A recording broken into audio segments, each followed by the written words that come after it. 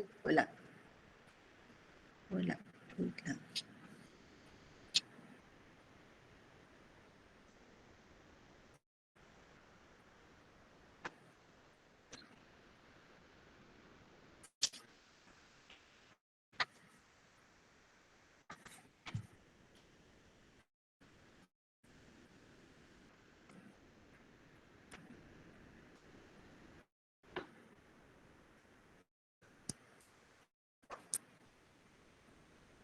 Wait lang po, wala yung screen. Wala.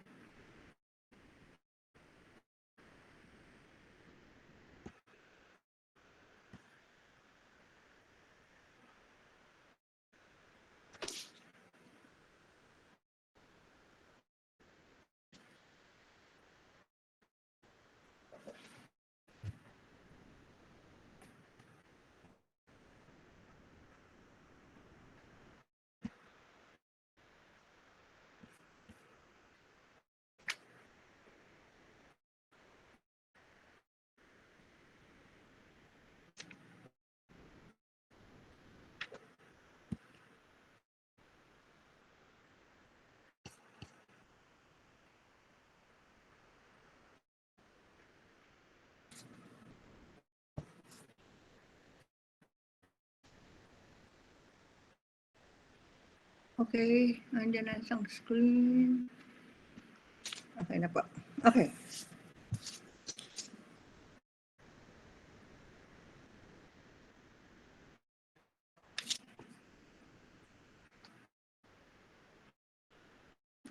Okay, kita na po.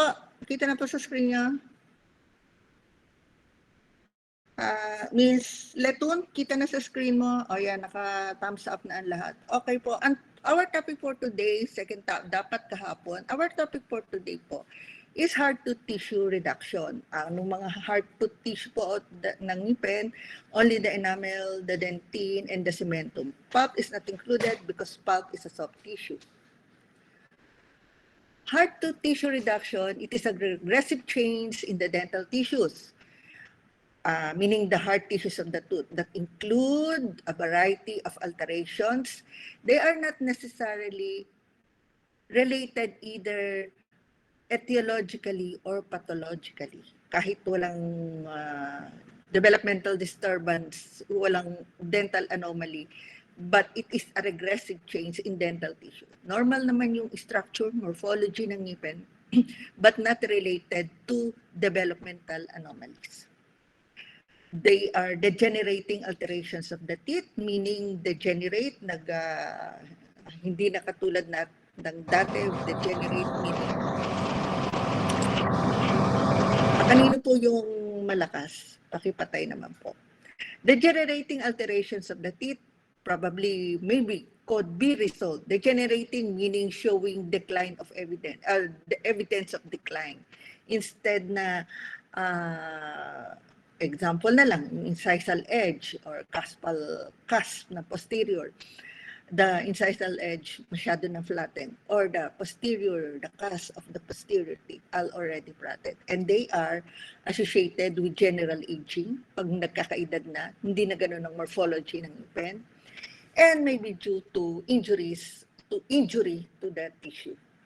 There are 2 learning outcomes for this study. Kamukha rin yung kahapon sa dental caries, 2 lang. And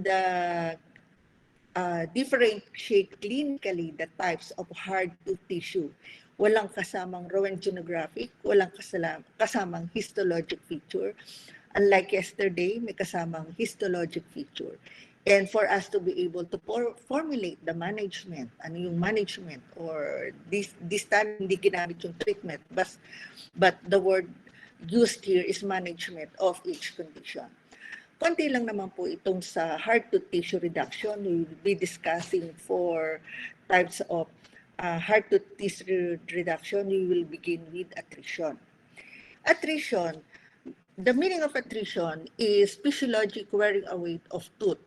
When we say physiologic, it is a branch of normal function.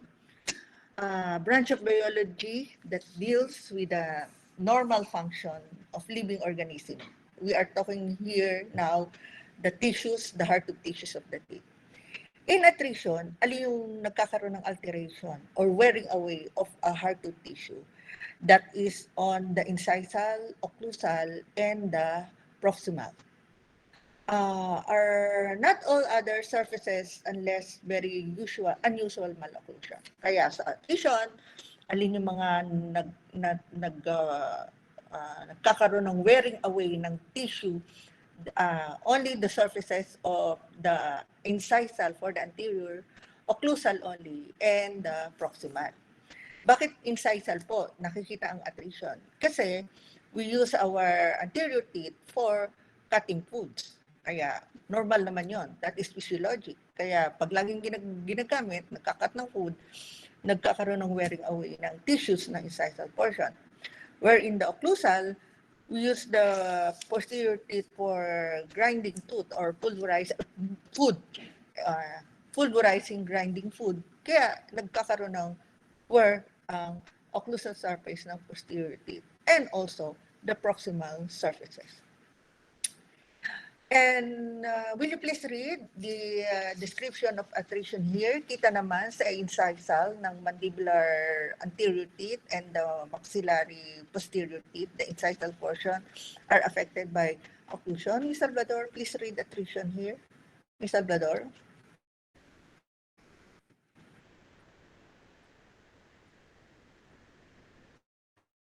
Okay po. Adjacent and opposing teeth. Ms. Salvador, paki-open mo naman ang camera mo po. Yes, thank you po. Kaya sinabi, begins at the time of contact, di ba pag nag-contact sa occlusion, mga posterior teeth, and the opposing teeth, and the adjacent. Kaya sa attrition, nakikita ang attrition sa incisal, sa occlusal, and the proximal surfaces. And in this picture, the teeth affected are the incisal, yung occlusal. Kita ba dito yung occlusal, Ms. Badar? Please open your camera, Ms. Badar. Kita ba yung occlusal, Ms. Badar? Yes po. Kita po ba? Masyado bang kita? Parang central, lateral. Kita po ba? O No, more po. on sa anterior lang? Anterior po. Okay, thank you, Ms. Badar. And both dentitions are affected, pero mas apektado ang permanent dentition. Bakit po? Siyempre, pagdating ng nag-exfoliate yung mga deciduous teeth, unless they suffer from amelogenesis and dentinogenesis imperfecta. Kasi in amelogenesis and in dentinogenesis imperfecta, both dentitions are affected. But in attrition, rarely sa mga deciduous teeth. The clinical manifestation, please read, Ms. Labillas, yung first and second clinical manifestation sa occlusal surface. Clinical manifestations: small polished facet on the cusp tip, slight flattening of an incisal edge. Okay, thank you, Ms. Labillas. May incisal edge po ba dito, Ms. Gabuat, sa picture natin? Please open your camera, Ms. Gabuat. Wala po ito. Wala naman po. Thank you. And those are the clinical manifestations. Small polished facet sa cusp tip. Ito na nga, pinakita yung cusp tip. Yung incisal edge, babalik ako doon sa incisal edge. Ay, wala, baliktad. Nagkaroon na ng attrition and incisal edge and slight flattening ng incisal edge. Number 4 and 5, please read, Ms. Codilla. Your camera, Iha. Gradual reduction of cusp height as the person becomes older. Flattening of the occlusal inclined planes. Okay, nandun sa picture number 2, thank you, Ms. Codilla, flattening of the occlusal inclined plane. Yung sa first picture, the picture on top, hindi ba merong broken line? Dati, ganun yung cusp height. Pero ito dapat, cusp height referring dun sa posterior teeth. Pero sa anterior, naubos na hanggang middle third na lang. That is due to attrition. But attrition, sabi nga, physiologic wearing away. Kaya, laging ginagamit yung, syempre, the teeth dentition is used for mastication dahil laging ginagamit. Kaya, related nga, sabi dito, yung factors, one of the factors is related to aging. Number 6, Ms. Magdato. And Ms. Magdato, please read 6 and 7. Ms. Magdato, open your comment. Shortening of the length of the dental arc, and men Mhm. exhibit more severe attrition than women, probably as a result of greater masticatory force of men. Okay. Iha, hindi ko makita, ma'am, yung face mo po. Okay, kita na po. Shortening of the dental arc and sabi, mas may exhibit more severe attrition. Dahil sa greater masticatory force. Mas matigas, mas ma-great ba silang masticate ang men? Sabi lang to, according to Schaefer. Thank you, Ms. Codilla and Ms. Magdato. But in advanced attrition, ito nakikita sa older persons. Siguro ang diet niya, course diet, 'di ba naaral natin kahapon yung course diet, raw diet, especially the prehistoric men. Ito naman hindi prehistoric. This is called an advanced attrition. Advanced attrition is Mr. Isguera. What is advanced attrition? Open your camera, Mr. Isguera. Naka-open pa yung cam ko. Hello Yes po. po, open po. Sorry. Ayan, nakikita na kita. Yes. Advanced attrition in which the enamel has been worn away results in extrinsic yellow or brown staining of exposed dentine. Thank you po. Very clear, Mr. Isguera. Pagka nagkaroon ng attrition po ang dentition, either the anterior, only the anterior, tsaka sa posterior, this is advanced attrition, not only nawala yung hard tissue sa almost nasa gingiva, nasa cervical third na. Ito naman, nasa middle third pa rin. Ang kulay niya, the result will results in intrinsic color or brown staining. Bakit po naging brown? Bakit po nagkaroon ng stain? Kasi na-expose na po yung dentine. Masyado na, kaya nga tinawag siya na severe attrition. Masyado nang naubos yung hard tooth tissue ng enamel tsaka ng dentine. Buti, yung pulp, hindi pa rin. Pero may attrition naman siguro hindi pupunta hanggang dun sa root portion. And 9 and 10, Miss Fabian Marie, baga rin si Miss Fabian. Your camera, Iha. Naka-open po, Doc. Nasa school po kasi. Ayun. Sige, naka-open na. Sorry naman po. 9 and 10. Number 9 po, Doc. Yes po. Number 9 and 10. Complete loss of cuspal interdigitation, cusp to fossa relationship. Mhm. Number 10, teeth may be worn down nearly to the gingiva. Okay, as I said earlier, dun sa isang slide. Teeth, thank you, Miss Marie Fabian. Teeth may be worn down nearly to gingiva. Dun yun sa advanced attrition. And complete loss of cuspal interdigitation. Ano po ba ibig sabihin ng cuspal interdigitation? Please look at the picture dun sa ibaba, dun sa posterior teeth, yung upper premolar and lower premolar. Hindi po ba yung cusp? The cusp of the buccal cusp of the first premolar occluding sa fossa of the mandibular premolar. Kaya nawawala yon kasi nauubos na yung cusp. Lakihan natin, ha? Ayan po.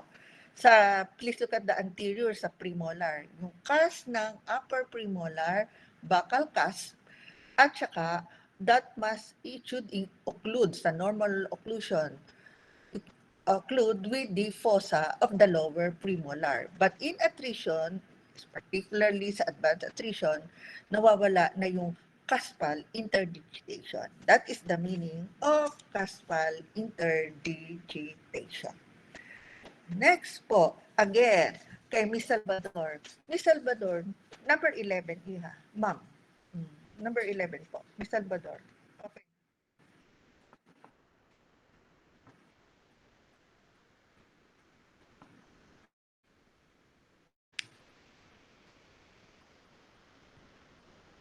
Thank you po. Okay. Exposure of the dentinal tubules. Ano po ba yung dentinal tubules? Review. Please look at the picture below. Ang dentinal tubules po, sila yung microscopic tube within dentin, nasa loob ng dentin, kasi nga dentinal tubule, that it spreads outward from tooth. Okay na po tayo sa dentinal tubules, mag-expose kasi nagkaroon ng attrition. Thus, there will be an irritation sa odontoplastic process. Pag na-expose si dental tubule, mag-i-irritate ang odontoplastic process. Ano naman po yung odontoplastic process? Yung odontoplastic process na irritate, sila po yung cells that produce the dentin. Doon po sa naka-italize, ano po other name ng odontoblastic process? Miss Dumopoy, what's the other name? Doon po naka-italize na. Tom's process po. Yes po, Tom's process. Pag nagkaroon ng attrition, severe attrition, will expose the dentin, kaya nagkakaroon ng yellowish or brownish discoloration, nag-expose ang dentin, at pag nagkaroon ng exposure ng dentin, magkakaroon ng irritation sa odontoblastic process that according to Ms. Dumopoy, odontoblastic process are cells that produce the dentin. At sa severe cases pa, baka magkaroon ng pulp exposure. Ayun, kulay pinkish na yun. Magkakaroon na ng pulp exposure. And odontoblastic process, okay, tapos na tayo dyan. And the number 12, Miss Letun, ano yung number 12 po? Little tendrils of pulp horn remain are exposed to oral cavity. Okay. Miss Letun ulit. Ayun, nakita ko na. Miss Letun, little tendrils. After exposure of the pulp, there will be in severe, more severe attrition. Meron na rin parang nakikita na yung tendrils of the pulp. Exposure of pulp to the oral cavity. The etiology here, kasi nga sabi kanina, coarseness of diet, yung coarse sa mga prehistoric man. Ito hindi naman prehistoric. Baka talagang lang nagbe-betel nut chewing, posible yon, or tobacco chewing, kasi merong ganon, and also bruxism. And other work, certain occupation, sino ba yung naka-expose? Maraming pumapasok sa bibig kung hindi man sila nagtotobacco chewing, yung mga nasa construction, kasi hindi ba maraming cement, sand, yung sa mga traffic enforcer, naka-expose sila. Kaya certain occupations is exposed to abrasive dust. Kaya nagkakaroon sila ng attrition. Next po is attrition, the treatment of attrition. Di ba sabi ko sa learning outcome management, ang ginawa, the term used is management. The treatment here or the management for attrition is by wearing rubber splint, kamukha nung sa bruxism, di ba yung nagba-bruxism? And kapag ka worn out na yung incisal and occlusal surfaces, restoration or bridges. Okay? May questions po, Ms. Brosas? Do you have questions, Ms. Brosas? Ms. Brosas, open your cam. Questions? Wala naman Kasi po, Doc. Okay, nakita ko na si Ms. Brosas. Thank you po, Ms. Brosas. Pang 39, dalawa pa kulang ko. The next is abrasion. Another hard to teach is abrasion. Abrasion, Ms. Tracho. What is abrasion, Ms. Tracho? Rinig po. Pathologic wearing away of tooth substance through some abnormal mechanical processes usually Okay, thank you occurs po. on the exposed root surfaces, but under certain circumstances may also be seen on the incisal or proximal surfaces. Thank you, Ms. Racho. Okay, pathologic wearing away. Ang etiology po nito, it causes attrition, coarseness of diet, tobacco chewing, or certain occupation. Dito naman po sa abrasion, mechanical process. We are talking, ano pong mechanical process? Faulty toothbrushing. Di ba, merong proper way para mag-toothbrush. But in abrasion, nakakaroon ng faulty toothbrushing. And this usually occurs on the exposed root surfaces. Kita naman ba dito sa Picture natin yung exposed root surface. Miss, tawag ko na Sister Isguera. Miss Tebes, kita po ba sa picture natin yung exposed root surface? Miss Tebes? Yes po. The exposed root surface of anong ngipin po? Miss Tamondong, what teeth are affected by abrasion? Yung canine and premolar po. Ilang canine, yung lateral po ba kasama din? Yes po. Okay po, yun. Marami, hindi ba? More than one. Lateral, canine, at saka first premolar. Pero, kung sa attrition, ito yun ha, attrition, physiological airway, incisal, occlusal, proximal, kasi ginagamit sa mastication. Ito naman, due to faulty mechanical process, maraming ngipin din ang affected. In this picture, as seen by Ms. Tamondong, observed by Mr. Tamondong, nasa lateral, canine, tsaka sa premolar. Why am I emphasizing this later? I explained more than 2 ang affected. Okay. Next po. In the clinical features, yung lesion niya, you know already the lesion, meaning ng lesion, wound or injury or clinical features, naka-V-shape siya doon sa root surface. At saka, ano siya, sharp ang angle ng lesion. Doon sa number 2, nandun na yung word ng lesion. And most common on the left side of a right-handed people. Bakit po most common sa right-handed? Di ba pag nag-toothbrush tayo, ito na yung toothbrush, dun tayo pupunta agad sa left side. Whereas if you are right-handed, more on the right side. At saka bakit maraming dentition are affected? Kasi, di ba pag nag-brush, hindi naman pa isa-isang ngipin lang. Sabay-sabay yung isang quadrant. Next po, exposure also again sa dentinal tubules para rin sa attrition. Exposure of the dentinal tubules, Miss Leonardo, what's the meaning of dentinal tubules? Again, na-explain na natin kanina. Please read again the dentinal tubules, Miss Leonardo.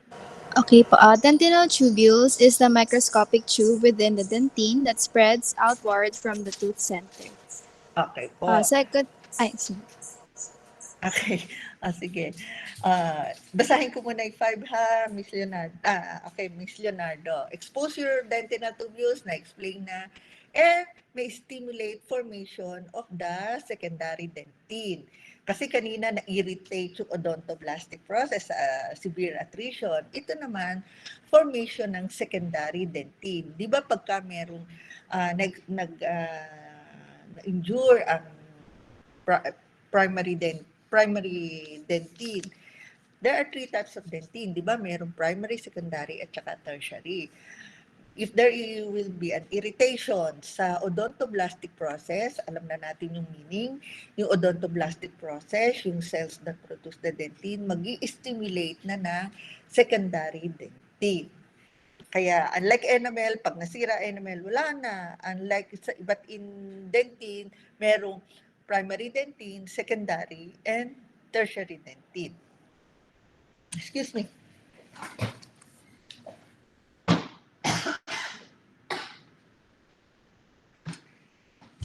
Sorry po.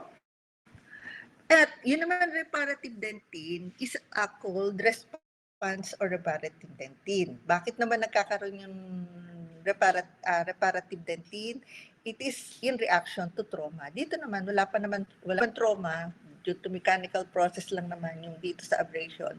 Pero kung may trauma, magkakaroon na ng formation ng tertiary dentine. The other name of tertiary dentine, Ms. Dumopoy again, ano other name ng tertiary dentine po? Reactive response or reparative dentine po. Thank you po. Reactive response or reparative dentine due to form in reaction to trauma. Next po. The etiology of abrasion, Ms. Ternabal. Ano naman, what are the etiologies of abrasion? Mr. Ternabal. Use of abrasive dentifrice is the most common cause of root abrasion. Number 2, improper toothbrushing. Use of toothbrush in horizontal direction. Okay, thank you po. Use abrasive dentifrice, yung mga abrasive toothpaste. Di ba may mga toothpaste na mayroong granules? Kaya lang, ano rin yun, harmful din sa hard-to tissue of the tooth. Kasi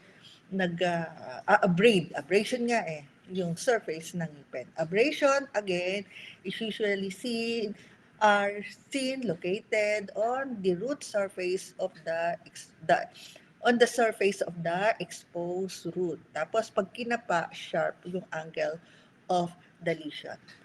And habitual opening of bobby pins. Ito naman po hindi bobby pins. Meron siyang knot na kinakagat.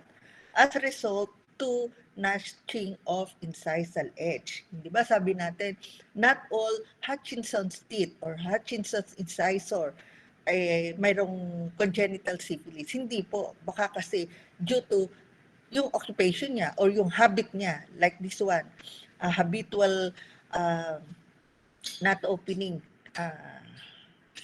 But here, not opening of bobby pins, kumakagat siya ng nut, na matigas na nut. Next po. And for the management of abrasion, correct the faulty habit. Ano nga po ulit yung faulty habit na pinag-usapan natin, Mr. Hernandez? Napakaaga mo, iho. Dumating, nag-admit. Mr. Hernandez, what is the faulty habit that we are talking here? Faulty habit. Yung katulad po ng sinabi niyo kanina, yung pagkain po ng nuts po. Okay, at saka yung mechanical, ano naman?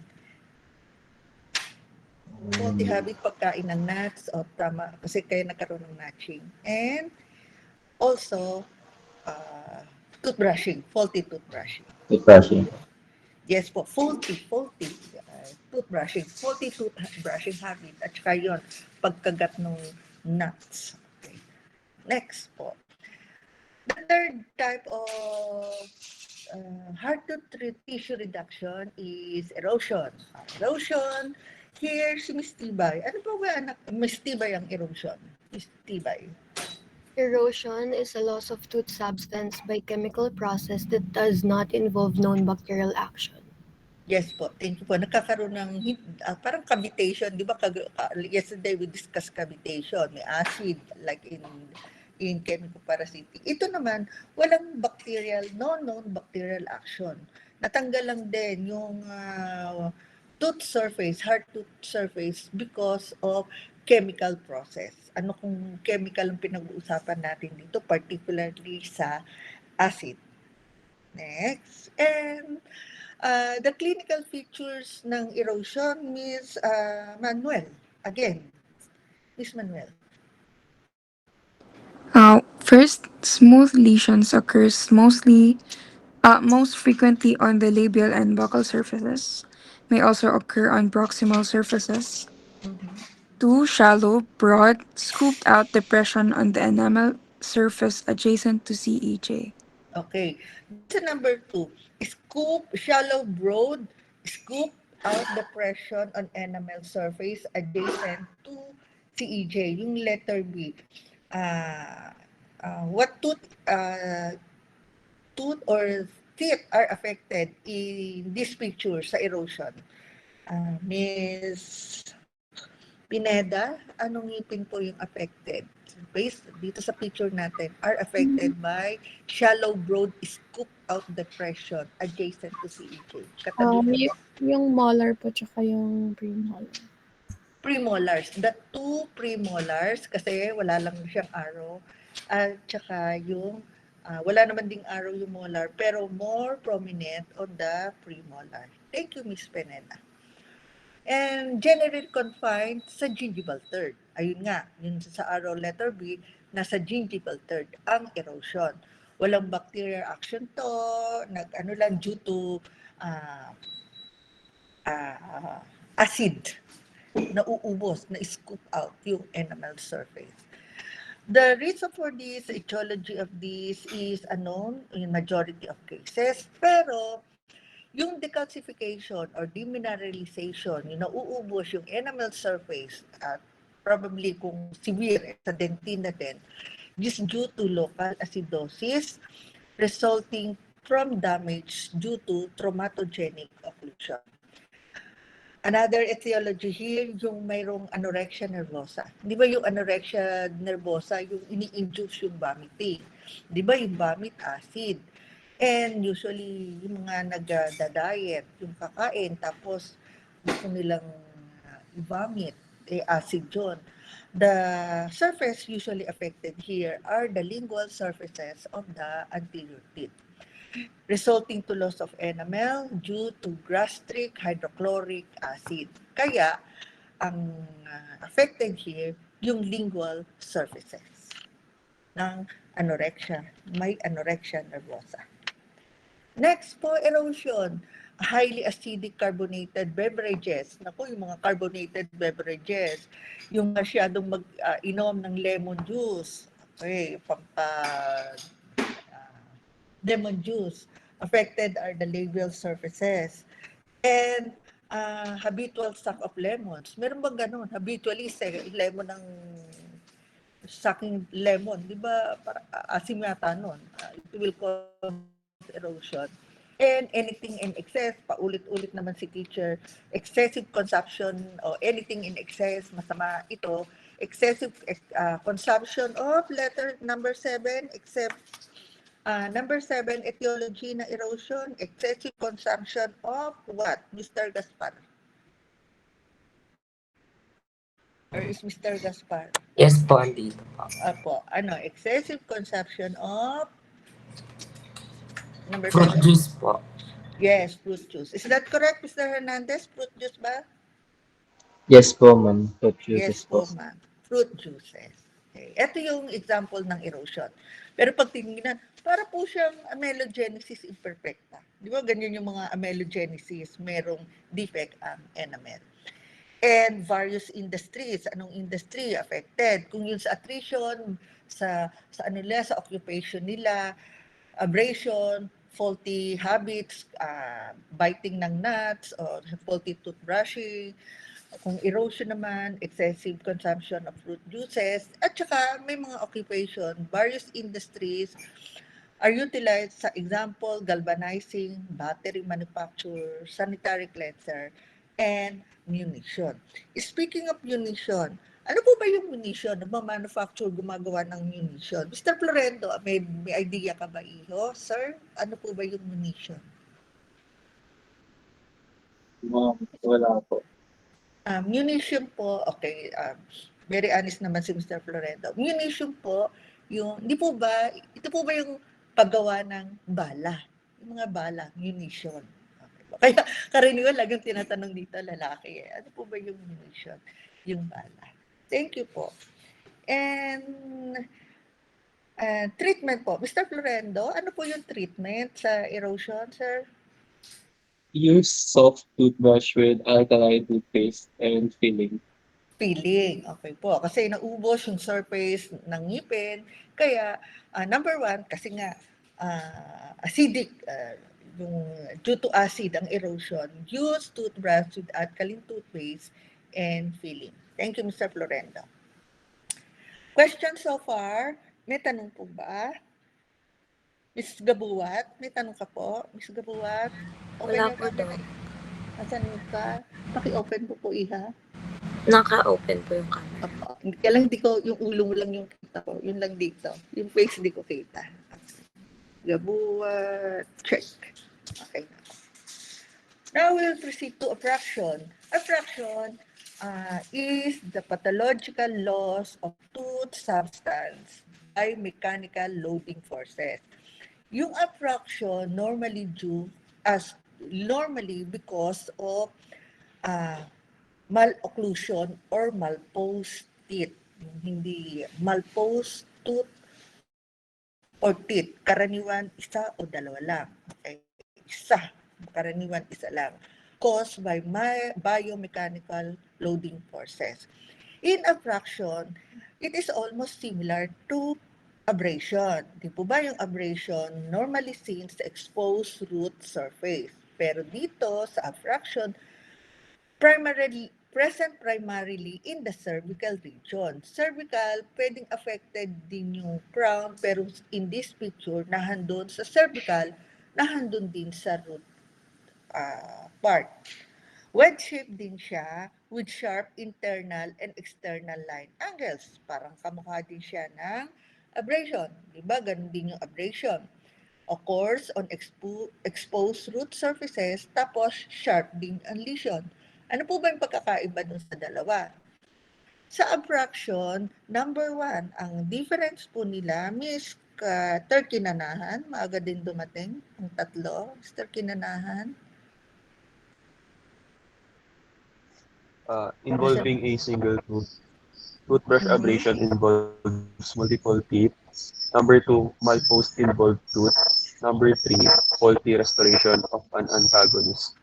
Yes po. Thank you, Mr. Kinanahan. Sa abrasion, hindi ba, pag nag-brush, as read by Mr. Mondong, tama ba? Si Mr. Mondong ba sumagot noon?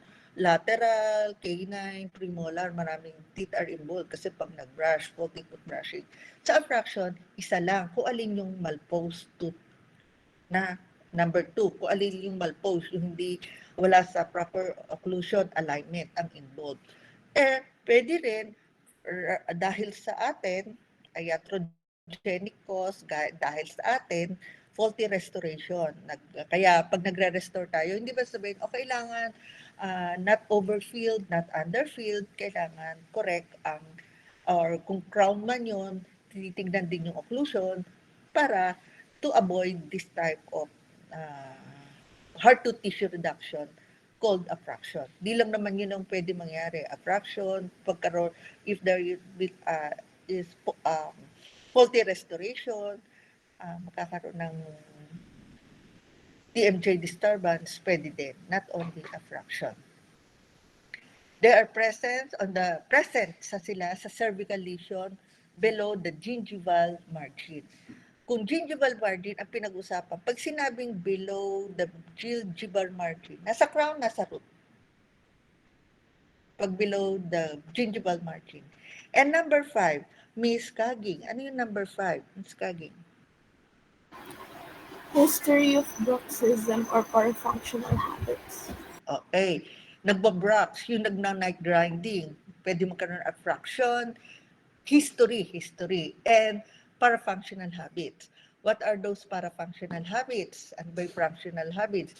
Nail biting, nut biting, paano kanina, nail biting, tongue thrusting,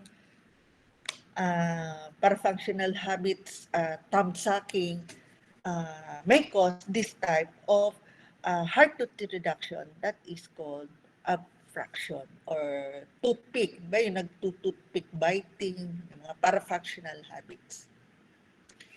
The etiology has been suggested when the tooth is hyper-occluded.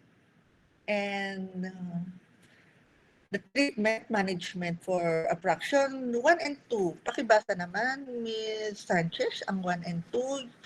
Pag 20, Ms. Sanchez. Number 1, restoration. Number 2, occlusal adjustments. Okay, thank you po, Ms. Sanchez. What about si Ms. Baita, 3 and 4? Number 3 po, occlusal states. Number 4, elimination of parafunctional habits. Elimination, yung mga nail biting, yung mga parafunctional habits. Your assignments ha, ano-ano po ba yung mga parafunctional habits? And altering of tooth brushing techniques. Kasali yung tooth brushing technique. And your assignment po for next week, should I give you an assignment? Yes, bruxism or bruxomania. Please read the definition of bruxism or night grinding or bruxomania, and also the definition of bruxomania, the etiology and management for night grinding or bruxomania. Mayroong nagpapa-admit kasi may dalawang kulang,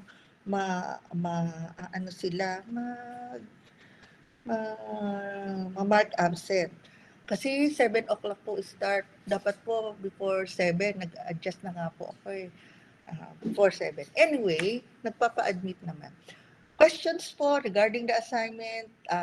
The topic is very short. May questions po ba kayo, Miss Paz? Do you have question, Miss Paz po, pang 38 si Miss Paz? Miss Paz? Nasaan si Miss Paz? Miss Paz, are you there? Dok, ano pong specific na ilalagay sa boxes na hanapin? Yun po. The definition, the management of bruxomania, and the etiology of bruxomania or night riding. Thank you for asking, Ms. Paz. What about si Ms. Cabrera? May question ko po ba regarding the topic and the assignment, Ms. Cabrera? Doc, paano po siya ipapasa? Sa paper din po ba? Or handwritten? No need na. I'll give the instruction po para po paano po ipapasa. Sabihin ko na. Pero I'll give pa rin po sa instruction. Ipapublish ko po. It will be submitted sa 1/2 crosswise po. O one, para hindi na ako magbabalik-balik. Isang, not yellow paper, intermediate paper, isang buo. One intermediate paper. Well, hindi na 2 pages. If you can use only one intermediate paper. Yun po yan. Okay na po yan. May question po. Did I answer your question, Ms. Cabrera? Yes po. Thank you po. Doc, sa white pad paper, Ms. Sanchez, Doc, sa white pad paper pa rin po ilalagay. Opo. Yes, Ms. Sanchez. Yun po. Si Ms. Sanchez, natawag ko na si Ms. Sanchez o may tanong. Yes po, Doc. Kanina po. Opo, kanina po. May tanong. Sino pa po may tanong? Para i-admit ko na, yun nagpapa-admit, para hindi na sila mamark ng absent. May tanong pa po, bago tayo mag-leave the meeting, sandali lang po. Huli na, tatanungin ko. I may not call everyone, pero si last ko nang tatanungin para ma-admit ko na yung dalawa. Si Miss Abutar. May question ka, Iha? Miss Abutar? Wala naman na po, Doc. Okay, wala naman na po. Okay po, ha? Wait lang po. Wait lang. Admit ko si Miss Lozada. Okay. Sino? Isa na lang wala. Meron pa bang wala? May 40 na. Isa na lang wala. Mr. De La Cruz, di ba 41 po ang sa oral part? Tama po ba, Mr. De La Cruz? 41? 41 po. Oo. Kaya lang may kulang tayong isa. Sino yun? Makikita ko naman dito sa wala. Wala nang dumating pa. Wait lang po ha, bago tayo mag-leave the meeting. Ms. Sanchez, nasagot ko na si Ms. Sanchez. Thank you, Mr. President, Mr. De La Cruz. Stop presenting na po ako ha. And everyone, open your camera na po before we leave. I-screenshot ko lang po. Para na handito nila. Okay, screenshot. Ako nakangiti na. Okay. Si Mr. Gaspar, ayaw mo umiti. Umiti ka naman, sir. Si Mr. Hernandez, nakangiti. Si Peace, Pia Clarice, peace sign pa. Isa pa. Okay po. Shift 3, screenshot na po. Wala na pong tanong. Babay na po. Ay, kung may quiz po ba ipa-publish ko. Okay, babay po. Thank you po. Thank you po. Thank you din po.